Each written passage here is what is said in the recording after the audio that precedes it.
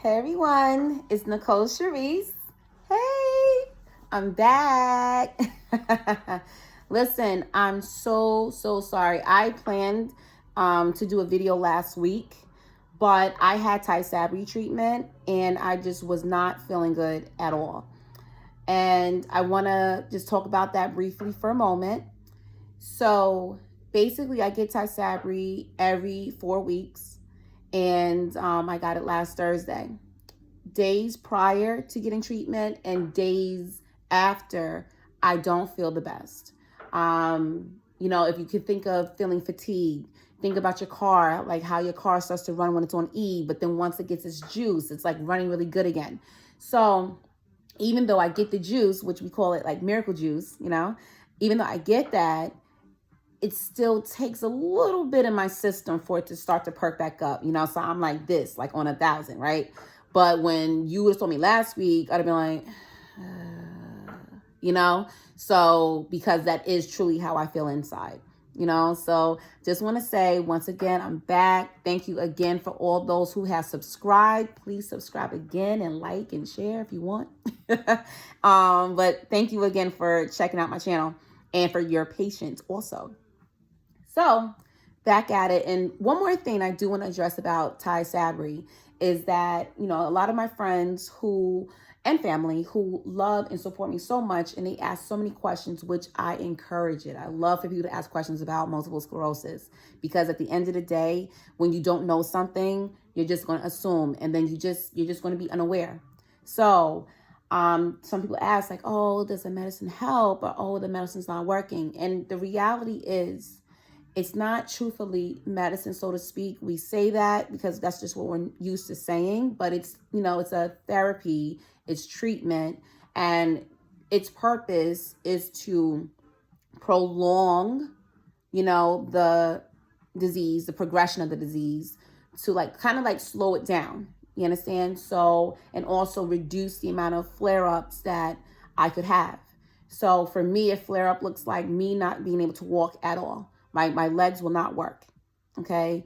And obviously, I'm in the relapsing remitting stage of MS, which is the first stage. So therefore, that means that therapies like Tysabri should be able to do its job before it gets further and further down the road. So that's that. And also, everybody has baseline symptoms and different kinds of symptoms. Like, for example, I have baseline symptoms as numbness in my hands, my legs, my feet, my arms. I get nerve pain. So if there's anybody out there who experiences symptoms from diabetes, like neuropathy, or if you have fibromyalgia or lupus, and when you have a lot of those burning pains inside of you that you can't ice because it's not going to really do anything. It feels like your insides are on fire, like literally on fire. That's how the nerve pain feels, and it sucks. It really sucks. But at the end of the day, I take gabapentin, for that, and it does help. Medicinal purposes, that helps. But at the end of the day, though, those are my baseline. So even if I'm having that for majority of the day, if I have relief, within 24 hours of some sort, that's not considered a flare-up. A flare-up is if I'm having these symptoms or a new symptom that I've never experienced, and it's continuing on and on and on for over 24 hours, 48 hours even. That's when we start to get concerned and we start to think, okay, maybe this is a flare-up. Maybe there's some stuff going on, activities going on in the brain. So, but thank God that even during pregnancy with Vonnie, that no new lesions came, and I haven't had a flare-up. We're still on the hunt because he'll be 6 months soon. So we're going into 6 months postpartum, and sometimes that does happen. Because I know it happened with Junior, with him, when I was going on to 6 months postpartum, I did get a bad flare-up. And that's what actually put me on to taking Tysabri, because everything else before that didn't really work. So once again, my apologies for, not having a video last week. So I'm going to try my best to try to do something once a week. And eventually, maybe it might become more. We'll see how time goes and which way the Lord leads me with this. Okay. So anyway, there's a couple of things I want to know. I want to be able to express here, on this channel. Like, there's things I want to discuss about, like, all facts of life. That's just how I feel. Like, all things that's going on. Rather it's, talking about MS, it's talking about parenting, it's talking about, marriage, relationships, TV, pop culture. I want to be able to address those things and see what you guys are thinking. What's your feedback on it, or like what's your input, So that's the kind of community I want to have here on this channel, and that's just the type of person I am. So the next thing I want to say is, like I said, the pandemic is still happening. It's affecting a lot of us in different ways. I just hope that you all are still managing well. And, the numbers are getting higher due to people having to take the tests if they have symptoms when they're at work, because people are back to work now. So just be careful, have your fun, go outside, because I know my generation, we want to be outside, pop smoke, you see me outside. Like, we want to do all that. So I get it, just, continue to be smart and wise about it. And also, I do want to just share some of the shows that I am currently watching. I am watching The Boys, which is on Amazon Prime. It's a really good show if you're into action. And it is vulgar. So you got little small ears. You might not want them kind of around or in sight when you're watching it, but it's pretty good. And it's season 2, and it's not like a lot of episodes, so you should be able to catch up pretty well. But that was a good show. On network TV, I like The Masked Singer. That show is back, and I just love it because I love competition and like guessing, like mystery. So if you haven't seen the show, check it out. It's pretty cute. I love the costumes. Like, the costumes are amazing, and I actually think that they got an award. I'm trying to think what award show that would be. I can't think offhand, but they got an award because of their costume designs. So please check that out. It's pretty good. Let's see, what else? I watch also Married at First Sight, abbreviate MAFS, and this is season 11, which they're stationed in New Orleans. And for the first time, production had to shut down because of COVID. And so the couples are at a point where A, the season had to take longer, and B, they are documenting the rest of the journey until decision day themselves. So I'm really going to touch on that in this video. And what else? There's so many other shows I do watch though. Like, I was going to start Ratchet. I saw like one episode, and I'm a big Sarah Paulson fan, so I did like it. But I'm going to try to see if I can tune into that soon. I'm trying to think what else. And then also, I'll address things like parenting, relationships, being married, newly, the new phases in your lives, like I want to discuss, obviously, because I'm a homeowner now. So if you guys have feedback about that, and, just different projects and stuff that you want to work on, or I'm currently working on, and, feedback and tips and all that good stuff, So let's get into, I want to chat about Married at First Sight. If you've never seen this show before, this is the 11th season. I started watching in season 3, and I like the show a lot because what it is that there's these experts that will take not millions, but thousands, let's just say, of applicants who are ready to get married or believe they're ready to get married. And based off of their likes and dislikes, their values, their morals, things like that, religious views, political views, you name it, anything like that, they try to match someone with them. It started off as 3 couples. Now, through the years, it has gotten to 5 couples. The episodes are much longer also. And there's just so many different things that they've changed. Like, for example, in the earlier seasons, the couples used to find a house or find somewhere to stay. Whereas now the production companies supply them with like an apartment and they all are there. There's also more interactions with the other couples, which to me is really good because it's kind of like a group therapy kind of thing going. And that's definitely up my alley. So I really, really like that. I know that some people are on the fence about the show because they feel like, it's a mockery of marriage, because what happens is that they have to be together for 8 weeks. And then after the 8 weeks, they decide if they want to stay married or if they want to get a divorce, which would ultimately pretty much be like an annulment, especially if, certain relations didn't take place, So I want to say this is that I know that these are human beings. They are trying the best that they can, but I got a lot to say. And I have other fellow YouTubers out there who are, dear friends to me that, like fellow YouTubers that are dear friends that, they watch the show and they give their feedback and I hop on their page and give their feedback. So you YouTubers, Janice Hilton, I am calling you out. If you check this out, girlfriend, please like and share and tap in and let me know your thoughts. But right now, as I said, we're at the point in the show where COVID has happened. So these couples have to be inside unless they are, first responders or essential workers. They are going in.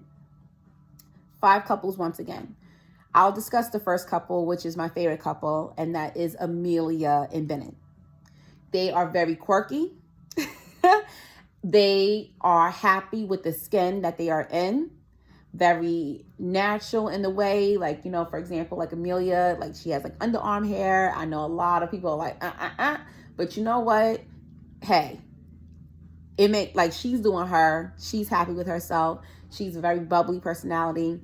Bennett, he's very, like eccentric also, into like Broadway production because that's like what his family, like his mom does. And, and the two of them to me by far are my favorite couple because I feel like they really do feed off each other and they complement each other, and with that being said,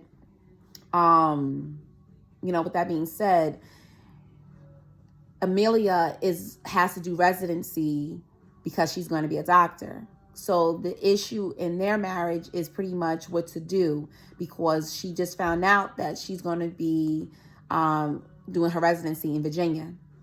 And Bennett, he's had his life in New Orleans and he has his family, he has his best friends. And it's like, how do you kind of like just pick up and do? What do you do? And after speaking to the experts and expressing these things to them, the two of them did come together. And Bennett said that he's definitely made a decision that he will spend time with Amelia in Virginia and in New Orleans. Because Amelia, from what I see, doesn't really plan to stay and make a life in Virginia, so to speak. But that's where she's, where she has to be at. So I like the fact that they're finally getting to those real in-depth conversations because, they were just so much like in love. Like, it's just like a nice honeymoon phase, and so googly in awe of each other, which is beautiful to me. But they're finally having those real conversations, and that's excellent. Next couple, Woody and Amani. I do like Woody and Amani. Woody is off the hook. He has a big personality. Some people think he has like a little Napoleon syndrome because like he's on the shorter side. I don't know. He's extra, yes, but I do think that he really truly cares for Amani a lot. Amani definitely is his match because I feel that she's a woman who definitely speaks up for herself. She's able to meet him, when he's like on 1,000. She can meet him and bring him down just a few notches, and they do just look good together. Their marriage has like moved pretty quickly because, they've had relations kind of early set on. Hey, you got to do you. They grown. They do what they want to do. They're married, But they are having those conversations, like, about children. And I think Amani wants a puppy or a doggy. And Willie, he's not really with it, but he's definitely in love with her. I hope that the two of them can continue on for the long haul. But I do see some little things with Woody that he at times can be a little narrow-minded. A lot of people are. This is nothing new. But Amani, I just wonder, will she always have like that patience? to handle him when he gets in those moods. Hopefully she does, because I definitely see why the two of them were matched, and I hope that they can make it work. Like they really could be a powerful couple. But they just have to be realistic, and especially Woody, with some of his, not to say demands, but some of his wants, so to speak. So we'll see. The next couple is Christina and Henry. I honestly don't see this happening, especially from this last episode that they did have with the experts, and they've been alone. The two of them, to me, they've definitely checked out. Christina has broken down because she feels like a lot of the conversations that they're having now they should have had in the beginning. But Henry, I felt like he didn't care from Jump Street. Like, he felt she was tall. He didn't really want a tall woman, and he feels that she's really kind of, she doesn't have patience. So it comes off basically bratty and like princessy, and that's what's been projected out. Is that completely her? We don't really know, because we don't truly know her. We just know what we see, and we know what production thinks that the audience wants to see, right? But she has been very open. She has been very willing to communicate and hang in there. There were times when Henry wasn't. He just kind of shut down. And I think in his last conversation, she's pretty much fed up and just feels like, all this entire time, you could have expressed a lot of these concerns, but you didn't. So therefore, I don't have it in me anymore. So I don't think they're going to make it. I mean, there's rumors out there supposedly that they don't make it and he's actually with someone else. So I don't know. We shall see. The next couple, Olivia and Brett. In my opinion, and many other of my YouTuber fans who are fans of MAFS, I think we all agree that they definitely were doomed from day one, because of the simple fact that they fundamentally have so much disconnection. They don't have things in common. For example, Olivia, she's a nurse practitioner. She said she wanted to be with someone who, had a salary that was comparable. I believe Brett is into IT, like he's a program analysis. I think he does do well for himself financially. However, I don't know if his salary truly is really comparable to her in like the sense of what she's making. Nurse practitioner is like pretty much similar to a doctor, you know what I mean, in case of the responsibilities. So, this isn't a woman who is just at like 50,000. She's at least over 80, you know what I mean? So fundamentally, he also was a homeowner.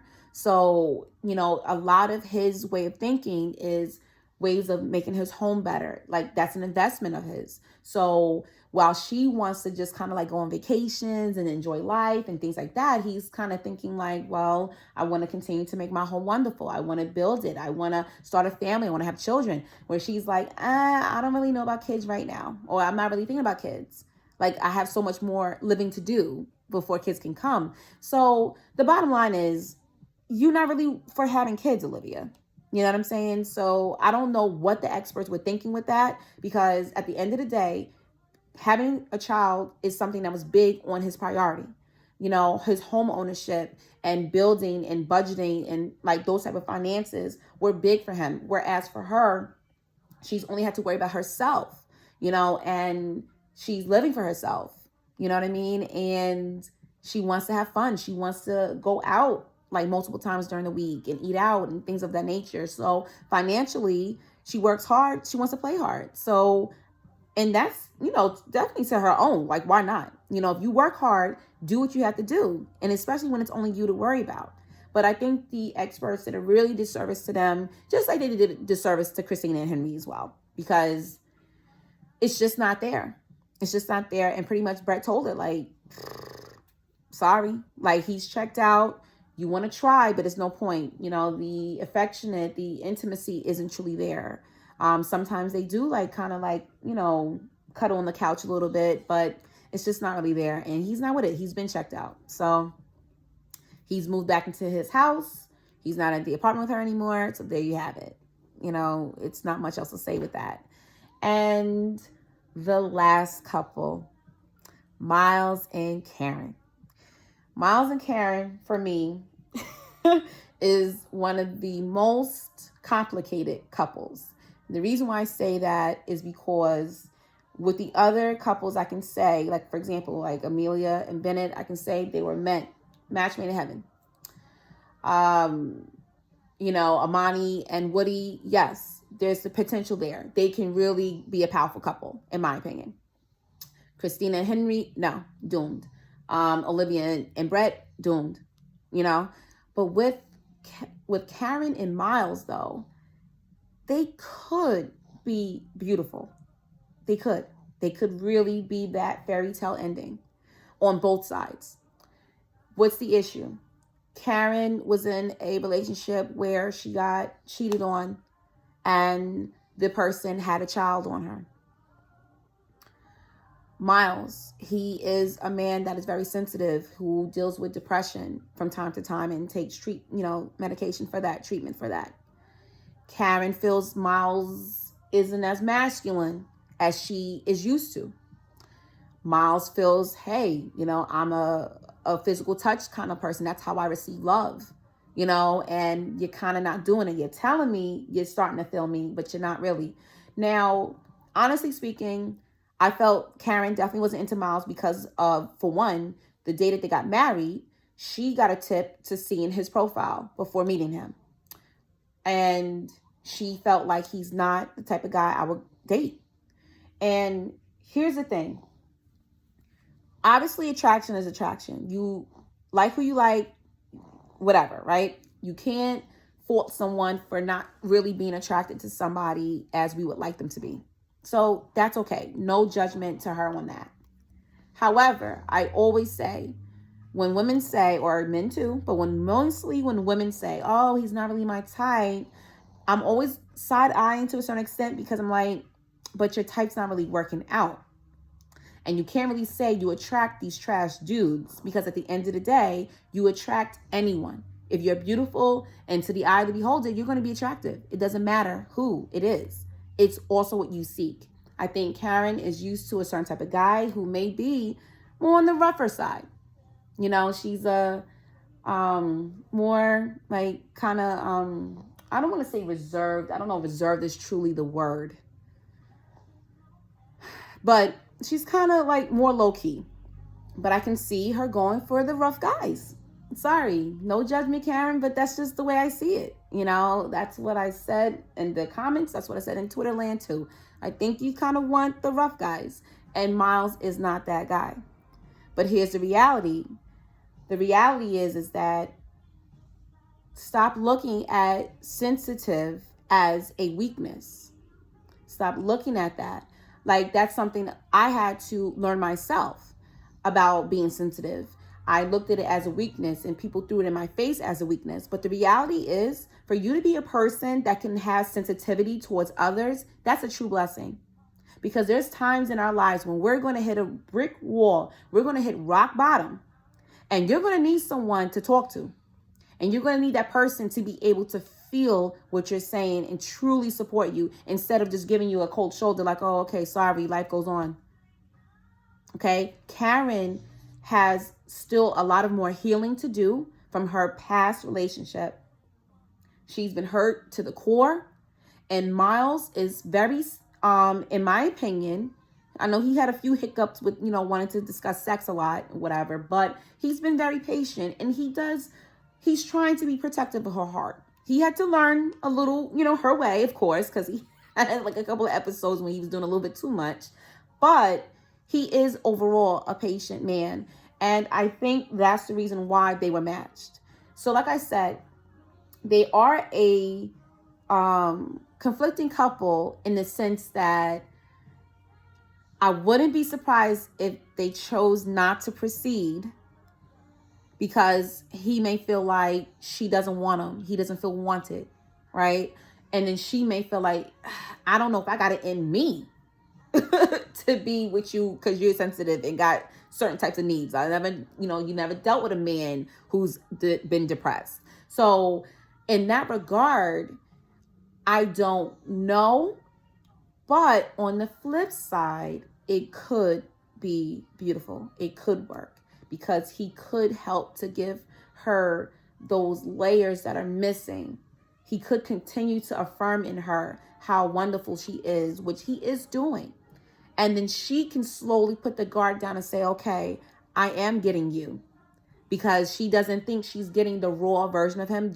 She's just getting the version that he wants her to see.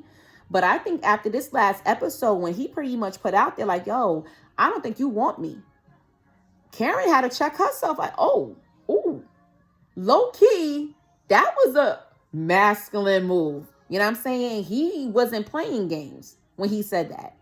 And that was his true self. He wants to feel loved also, instead of just giving it. So I do hope in my heart, I hope they could make it work. But if they didn't, I can understand why. And at the end of the day, Karen, yes, make the trust be earned. Yes, but just remember, at the end of the day, all of y'all, you signed up for this. You knew what you were getting yourself into. This is season 11, not season 1. So let me know what you guys think about that. So if any of you do watch the show, please let me know what your thoughts are. Because like I said, we're getting towards the end and decision day is near. So I'm really curious to see how it's going to work out. But yeah, but keep me posted. And one last show that I watch is Lovecraft Country on HBO. I like it a lot. I like, like the mainly Black leads in the show. I also like the sci-fi aspect to it because I'm into sci-fi. I'm kind of like into a lot of different types of genres, but I'm into the sci-fi too. And then also it reminds me of somewhat of American Horror Story to a certain extent with like certain characters. And I know that it's based off a book that was written by a racist man. So it's quite interesting to see how they're depicting that out there, So I want to know you guys' thoughts on that too. I don't really want to spoil too much. I mean, I already done spoiled Married at First Sight. Sorry. But I want to know you guys' thoughts about that because there's a lot of feedback I've been seeing that people have shared with me on my Facebook page and stuff like that about the show. Some people are like happy about it. And then some people kind of like, I don't know. I don't know if I really want to see this, with Black folks and stuff like that. But it's good, in my opinion. It's a really good show. And I think the acting is wonderful also. So, yeah. But anyway, friends, my big little guy is getting ready to come home soon. And I want to give him all the attention, of course. So I'm going to stop this video because we're almost at 30 minutes. Whoa, I spoke a long time. I hope y'all still hung out for it, though. Anyway, I will come back. I'll be back. And if you guys have any suggestions of what you think would be some good topics to talk about, by all means, let me know. Shoot me a message. Don't forget to like and subscribe. I appreciate you. Many blessings to you and your family. Stay safe. Thanks again. Bye.